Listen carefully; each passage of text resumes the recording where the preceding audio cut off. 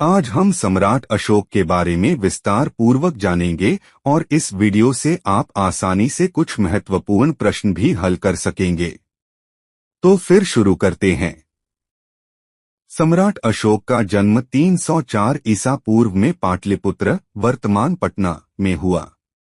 वह मौर्य साम्राज्य के तीसरे सम्राट थे और उनके पिता बिंदुसार थे।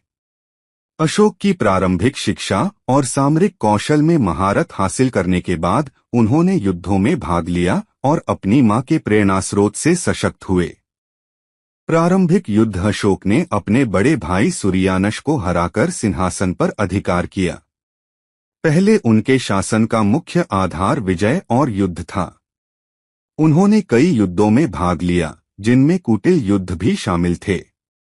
कलिंग युद्ध अशोक का जीवन का सबसे महत्वपूर्ण मोड़ कलिंग युद्ध 261 ईसा पूर्व था। यह युद्ध अत्यंत खूनी और विध्वंसकारी था, जिसमें लाखों लोग मारे गए। इस युद्ध ने अशोक को गहरे रूप से प्रभावित किया। युद्ध के बाद उन्होंने देखा कि उनकी विजय के परिणाम स्वरूप लोगों में दुख और पीड़ा का साम्राज्य फैला था। इसी युद्ध के बाद अशोक ने अहिंसा का मार्ग अपनाया था। कलिंग युद्ध के बाद अशोक ने युद्ध की नीति को त्यागने और बौद्ध धर्म को अपनाने का निर्णय लिया। उन्होंने अहिंसा, करुणा और धार्मिक सहिष्णुता का प्रचार किया।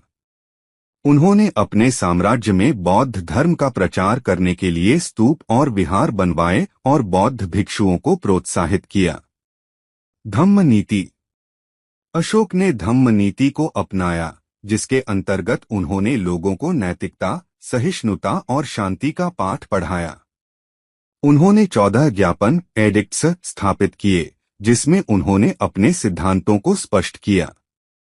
ये ज्ञापन विभिन्न भाषाओं में थे और साम्राज्य के विभिन्न हिस्सों में स्थापित किए गए। अंतिम वर्ष अशोक के शासनकाल में विदेशों में भी बौद्ध धर्म का प्रचार किया गया। उनके शासन का अंत 232 ईसा पूर्व में हुआ। अशोक का नाम आज भी सम्राटों में सर्वश्रेष्ठ के रूप में लिया जाता है, जिन्होंने मानवता के कल्याण के लिए कार्य किया।